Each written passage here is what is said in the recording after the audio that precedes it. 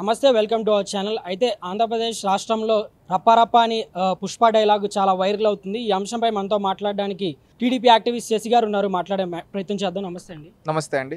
అయితే జగన్ గారు కూడా రప్పారప్ప అని డైలాగ్ వాడి ఏదైతే తన ప్రభుత్వం వచ్చిన తర్వాత టీడీపీ వాళ్ళని ఇబ్బంది పెడతారు అని ఒక డైరెక్ట్ గా వచ్చారు. దీన్ని ఎలా చూస్తారు? ఒకటి, జగన్మోహన్ రెడ్డి గారు ఈ మాట చూస్తుంటే ఆయన పద్ధతి మారలేదు.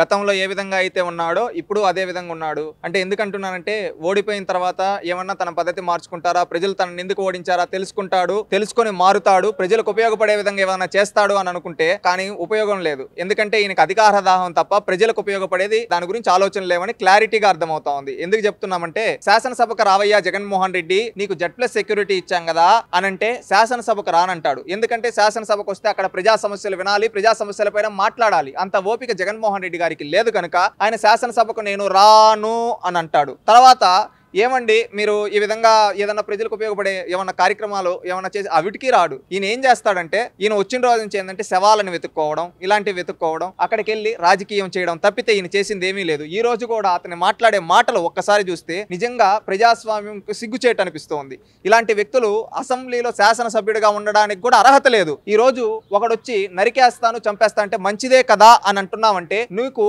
ఒక మాజీ ముఖ్యమంత్రిగా ఒక పార్టీ అధ్యక్షుడిగా దాన్ని ఖండించాలి. ఆ మాత్రం కూడా లేకుండా ఖండించకుండా నేను ఇట్లే అంటున్నా అంటే ఇలాంటి వ్యక్తి ఎంత సైకోనో అర్థమవుతూ ఉందా? ఇలాంటి వ్యక్తి రాజకీయాల నుంచి ఎలిమినేట్ అయితేనే రాష్ట్రం బాగుపడుతుంది. ఇంకొకటి అంటూ ఉంటాడు, రప్ప రప్ప రప్ప రప్ప అని చెప్పి. నువ్వు రప్ప రప్ప రప్ప అంటూ ఉంటే ప్రజలకు ఏం గుర్తొస్తుంది తెలుసా? ఒకప్పుడు మీ బాబాయ్ చావును నువ్వు రప్ప రప్ప రప్ప ఏ విధంగా బాబాయ్ చావును రాజకీయం చేశావో ప్రజలందరూ చూస్తున్నారు. నువ్వు రప్ప రప్ప రప్ప అంటూ మీ చెల్లెల్ని ఏ విధంగా తరింగొట్టావో ప్రజలు చూస్తూ ఉన్నారు. నువ్వు రప్ప రప్ప రప్ప అంటూ ప్రజలు ఏ విధంగా వేధించావో చూస్తారు. నువ్వు రప్ప రప్ప రప్ప అంటూ ఆ రోజు ఎవరో నీ చేతులు దిప్పుతూ ఇచ్చిన దొంగ హామీలు గుర్తు చేసుకుంటున్నారు. ఆ రోజు రప్ప రప్ప రప్ప అంటూ బడుగు బలహీన వర్గాలైన ఒక డ్రైవర్ సుబ్రహ్మణ్యం కావచ్చు, ఒక డాక్టర్ సుధాకర్ కావచ్చు, అదేవిధంగా ఒక ఓం ప్రకాష్ కావచ్చు, ఈ విధంగా ఎంతో మందిని చంపించి వేధించింది గుర్తుకొస్తూ ఉంది జగన్మోహన్ రెడ్డి.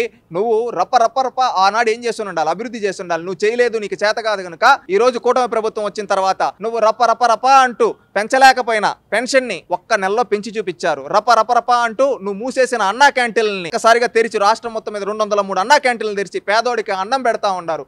ఈ రోజు రప్ప రప్ప రప్ప అంటూ రాష్ట్ర భవిష్యత్తు కోసం పనిచేస్తూ ఉన్నారు. రాష్ట్ర భవిష్యత్తు కోసం ఎన్నో పరిశ్రమలు ఈ రోజు కాగ్నిజెంట్ కావచ్చు, TCS కావచ్చు, గూగుల్ కావచ్చు, ArcelorMittal కావచ్చు, LG కావచ్చు, గ్రీన్ రెన్యూబుల్ ఎనర్జీ కావచ్చు, ఈ విధంగా ఎన్నో పరిశ్రమలు ఈ రోజు రప్ప రప్ప రప్ప అంటూ లోకేష్ గారు, చంద్రబాబు నాయుడు గారు తీసుకొని వస్తూ ఉన్నారు. జగన్మోహన్ రెడ్డి గారు, మీరు పోటీ పడాల్సింది అభివృద్ధిలో, సంక్షేమంలో, లేకపోతే ఇంకేదైనా ప్రజలకు ఉపయోగపడాల్సిన పాలసీల్లో. అవుటి గురించి కనీసం మాట్లాడరు. మీరు ఏమంటే నరుకుతాం చంపుతామంటే ఎవరో చూస్తూ ఉండరు. జగన్మోహన్ రెడ్డి గారు, మీరు మాట్లాడిన మాటలు ప్రజలందరూ చూసి ఇతనేంద్ర ఇంకా రాక్షసుడు మాదిరిగా ఉన్నారు, ఇతను రేపు వస్తే ఒకప్పుడు ప్రతి ఒక్క దానికి వేధించేవాడు, ఇంకా ఇప్పుడే ఇంత అపోజిషన్ లో ఉన్నా కానీ కనీసం మారలేదంటే రేపు వస్తే ఇంకా వేధిస్తాడేమో. ఇలాంటి వ్యక్తిని మనం రాజకీయంగా సమాధి చేయాలని ప్రజలు అనుకుంటున్నారు. జగన్మోహన్ రెడ్డి గారు, పద్ధతి మార్చుకోండి. రాజకీయాల్లో మంచి పనులు చేయాలి, రాజకీయాలన్నాక ప్రజలకు ఉపయోగపడాలి. అంతేగాని ప్రజల్ని చంపేస్తా అంటే ఎవ్వరు చూస్తూ ఊరుకోరు ప్రజాస్వామ్యంలో. నువ్వు ఇప్పుడు రేపు ఏమైనా ఒట్టు అడుగుతావు, నేను రేపు అధికారంలోకి వచ్చిన తర్వాత రపరపరప చంపేస్తా ఓటే అని అడుగుతావా? సిగ్గుండాలని ప్రజలు అంటున్నారు. రీసెంట్ గా మన జర్నలిస్ట్ సాయి అని ఎవరో ఉంటారు, అతను కూడా అన్నాడు, ఎందుకు నిన్ను గెలిపియాలి, చంపించుకునే దానికి గెలిపియాలా అని అడిగాడు. అది ప్రజలు చూసేది. ఒక్కసారి పద్ధతి మార్చుకొని ఒక హుందాత్మకమైన రాజకీయం చేయండి. మీరు పాలసీల గురించి మాట్లాడండి, ఒక నిర్మాణాత్మకమైన చర్చకు రండి. మీరు ఒక బాధ్యత గల శాసనసభ్యుడిగా శాసనసభకు వచ్చి మీ నియోజకవర్గ సమస్యలను ప్రతిపాదించండి. ఖచ్చితంగా ప్రభుత్వం తీసుకొని ఎంతవరకు చేయాలో అంతవరకు చేయడానికి ప్రభుత్వం సిద్ధంగా ఉంది. అంతేగాని రౌడీయిజం చేస్తాం, law and order issue create చేస్తాం అంటే ఎవ్వరు చూస్తూ ఉండరు. లా అండ్ ఆర్డర్, నువ్వేదో ఈ రోజు వచ్చి రౌడీయిజం చేస్తాం, ఇవే చేస్తా అంటే ఎవ్వరు చూస్తూ ఊరుకోరు. నువ్వేమనుకుంటున్నావు? సమాజంలో ఎలాంటి వాళ్ళని తయారు చేస్తున్నావు? గంజాయి అమ్మినోడికి విగ్రహం పెడతా, బెట్టింగ్ వేసేవాడికి విగ్రహం పెడతా, రౌడీయిజం చేసినోడికి విగ్రహం పెడతా అంటే సమాజంలో ఏమని మెసేజ్ ఇస్తున్నావు? గోండాలకు, రౌడీలకు నేను అండగా ఉంటా అని చెప్తే ప్రజలు ఎవరు, న్యూట్రల్స్ ఎవ్వరు ఊరుకోరు. జగన్మోహన్ రెడ్డి గారు, గుర్తుపెట్టుకోండి, పద్ధతి మార్చుకోండి, ఒక హుందాతనమైన రాజకీయం చేయమని చెప్తూ ఉన్నాం.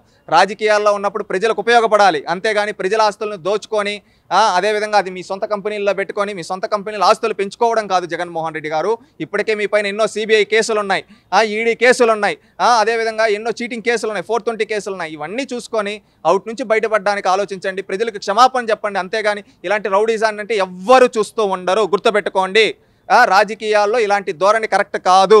ఎందుకంటే రాజకీయాలు మారాయి నిజమే, కానీ ఇలాంటి చంపేస్తాం నరికేస్తామంటే ఎవ్వరూ ఒప్పుకోరు. ఒక హుందాతనమైన ప్రజలకు ఉపయోగపడే పాలసీల గురించి మాత్రమే మాట్లాడండి. మీరు ఇలాంటి రపరప రౌడీ రాజకీయాలు ప్రజలు ఎవ్వరూ యాక్సెప్ట్ చేయరు. ప్రజలు యాక్సెప్ట్ చేసే పరిస్థితులు లేరు. ప్రజలు అభివృద్ధి కోరుకుంటున్నారు, సంక్షేమం కోరుకుంటున్నారు, సంస్కరణలు కోరుకుంటున్నారు. అంతేగాని రపరప నరికించుకునే దానికి ఎవ్వరూ సిద్ధంగా లేరు. అది గుర్తుపెట్టుకోండి. ఒకప్పుడు నువ్వు చేసిన రౌడీజం కోసం నీ రౌడీజాన్ని భూస్థాపితం చేశారు వాళ్ళు. ప్రజాస్వామ్యంలో ఓటు అనేది ఆయుధం. ఆ ఆయుధంతో నీకు 151 ఉన్నదాన్ని ఎన్ని స్థానాలు ఇచ్చారో నీకు కూడా తెలుసు.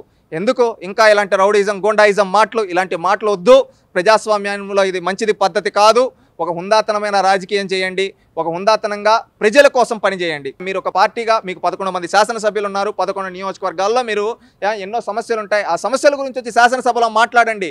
వాటి గురించి మాట్లాడకుండా నరుకుతాం, చంపుతాం, తలలు తీస్తాం, తీస్తామంటే ఎవరు ఊరుకునే ప్రసక్తి ఉండదు. ఎందుకంటే ఇలాంటి లా అండ్ ఆర్డర్ ఇష్యూలు క్రియేట్ చేయాలంటే చట్టబద్ధంగా మీరు శిక్షింపబడతారు. ఎందుకంటే మీరు ఏదో law and order issue create చేయండి. చంద్రబాబు నాయుడు గారు మీలాంటి వాళ్ళని ఎంతో మందిని చూశారు. ఒకప్పుడు హైదరాబాద్లో తీవ్రవాదము, మత కల్లోహాలు ఉంటే, అదేవిధంగా రాయలసీమలో ఫ్యాక్షనిజం, అదేవిధంగా తెలంగాణ, ఉత్తరాంధ్ర లాంటి ప్రాంతాల్లో, విజయవాడ లాంటి ప్రాంతాల్లో గూండాయిజం, రౌడిజం, ముఠా నాయకులు ఉంటే అలాంటి వాళ్ళు అందరిని అణిచివేసి లా అండ్ ఆర్డర్ కంట్రోల్ చేసిన వ్యక్తి చంద్రబాబు నాయుడు గారు.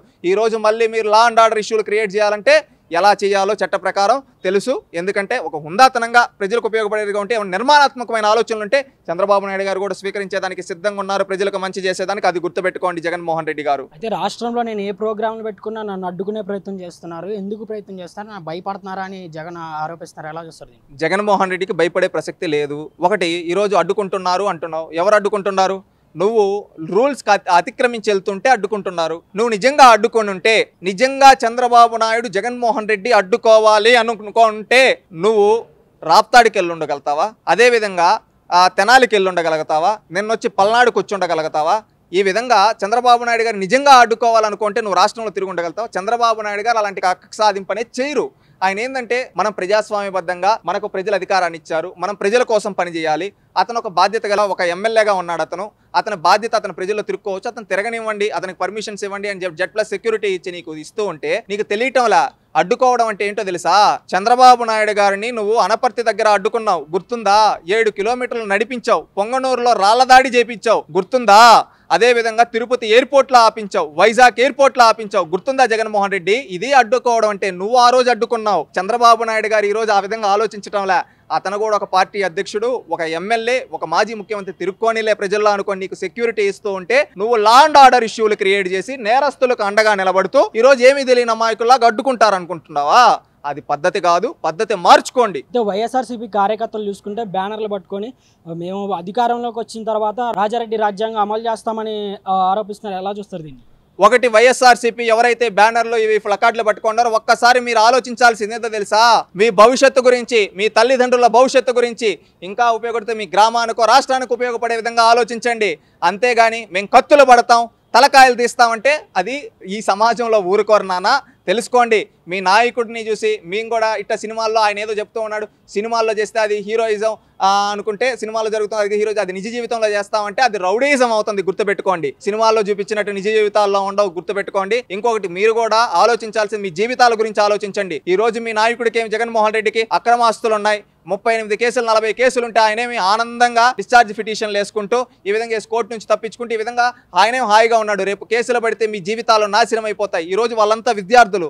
మీరు గుర్తుపెట్టుకోవాల్సింది ఏంది? మీరు ఒక మంచి సక్సెస్ఫుల్ అయ్యి మీరు ఒక 10 మందికి సాయం చేసే విధంగా, మీరు ఏమైనా కొత్త ఆలోచన ఉంటే కొత్త స్టార్టప్లు చేసే విధంగా ఆలోచించాలి. కానీ ఏంటి జగన్మోహన్ రెడ్డి చెప్పాడని సినిమా డైలాగులు ప్లకార్డులు పెట్టుకొని తలకాయలు తీసేస్తాం, గంజాయికి అలవాటు చేసుకొని మేము ఇట్టే ఉంటామంటే మీ జీవితాలు నాశనం అయిపోతాయి, మీ కుటుంబ జీవితాలు నాశనం అవుతాయి. వాళ్ళ తల్లిదండ్రులకు కూడా చెప్పేది ఒకటే, మీరు రాజకీయాల్లో ఉండొచ్చు, రాజకీయాలు ఉంటే నిర్మాణాత్మకంగా ఏమన్నా ప్రజలకు ఉపయోగపడే సలహాలు ఉంటే ఇవ్వచ్చు. అంతేగాని రౌడీయిజం చేస్తామంటే ఊరుకోం. అది గుర్తుపెట్టుకోండి. ఎందుకంటే రాజకీయాల్లో ఏ పొలిటికల్ పార్టీ వాళ్ళ ఇష్టం, వాళ్ళ పొలిటికల్ పార్టీ, ఏ పొలిటికల్ పార్టీలు ఎవరైనా ఉండొచ్చు.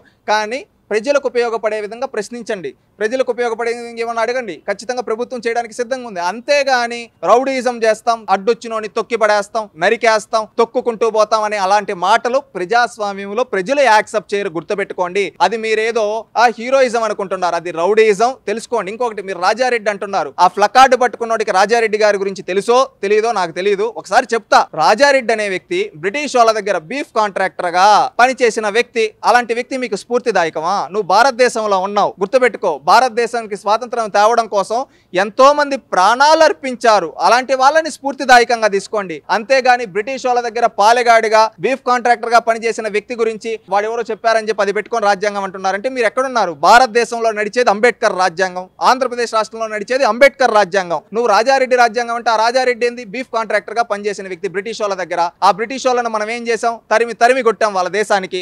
మళ్ళీ ఇంకొకటి, రాజశేఖర్ రెడ్డి గారు కూడా ఏదో మంచోళ్ళు అని మీరు అనుకుంటూ ఉన్నారు. ఒకటి గుర్తుపెట్టుకోండి, రాజశేఖర్ రెడ్డి గారి చరిత్ర తెలీదా? ఎవరికి తెలియదు? ఏదో అమాయకులు ఏదో మంచోడని వేస్తున్నారు అనుకుంటా ఉన్నాం. రాజశేఖర్ రెడ్డి గారు, మరి చెన్నారెడ్డి గారు ముఖ్యమంత్రిగా ఉండేటప్పుడు హైదరాబాద్ లో మత కల్లోహాలు రెచ్చగొట్టి ఎంతో మంది అమాయకులు ప్రాణాలు తీశాడు. ఆ రోజు అంతమంది ఉసురు ఊరికే పోతుందా? ఈ రోజు మనం పార్టీలకు అతీతంగా చెప్పుకుంటాం. పివి నరసింహారావు గారు దేశం గర్వించదగ్గ వ్యక్తి, ఆర్థిక రిఫార్మ్ తీసుకొని వచ్చాడు, ఎకనామిక్ రిఫార్మ్ తీసుకొని వచ్చి దేశాన్ని మార్చాడు. అలాంటి పివి నరసింహారావు గారు కడపకు వస్తే చెప్పులైపిచ్చిన వ్యక్తి. అదే విధంగా మనం నిజాయితీ పరుడు కోట్ల విజయభాస్కర్ రెడ్డి ముఖ్యమంత్రిగా, ఆ రోజు అదే సభలో పివి నరసింహారావు గారు కోట్ల గారు ఉంటే వాళ్ళపైన చెప్పులైపిచ్చిన వ్యక్తి రాజశేఖర్ రెడ్డి. ఇలాంటి వ్యక్తి మంచి వ్యక్తా? ఇంకొకటి, రాజశేఖర్ రెడ్డి పిసిసి అధ్యక్షుడిగా 2 సార్లు ఉంటే 2 సార్లు కాంగ్రెస్ పార్టీ ఓడిపోయింది. 2004లో పిసిసి అధ్యక్షుడిగా డి శ్రీనివాస్ గారు ఉన్న సందర్భంలో గెలిచింది. ఇంకొకటి, 2004లో వచ్చిన సీట్లు 2009కి రాలా, గుర్తుపెట్టుకోండి. ఆ రోజు ఆయన కుట్ర రాజకీయాలు చేసి ఈ విధంగా ఓట్లు గెలిస్తే అప్పుడు జస్ట్ అయ్యాడు. ఆ రోజు పార్లమెంట్ లో కాంగ్రెస్ పార్టీకి నేషనల్ లో బాగుంటే బాగొచ్చాయి, రాష్ట్రంలో తగ్గిపోయాయి. అది తెలుసా? ఇవన్నీ తెలుసుకోండి, చరిత్ర తెలుసుకోండి. ఈవెన్ జగన్మోహన్ రెడ్డి గారు కూడా 2014 నుంచి 19 వరకు రాష్ట్ర అభివృద్ధిని అడ్డుకోవడం కోసం ఎక్కడ హైదరాబాద్ లో సమ్మిట్ జరుగుతూ ఉంటే అక్కడికి law and order issue create. ఈ విధంగా వైఎస్ఆర్సీపీ, జగన్మోహన్ రెడ్డి కుటుంబం, జగన్మోహన్ రెడ్డి చరిత్ర అంతా నేర చరిత్ర.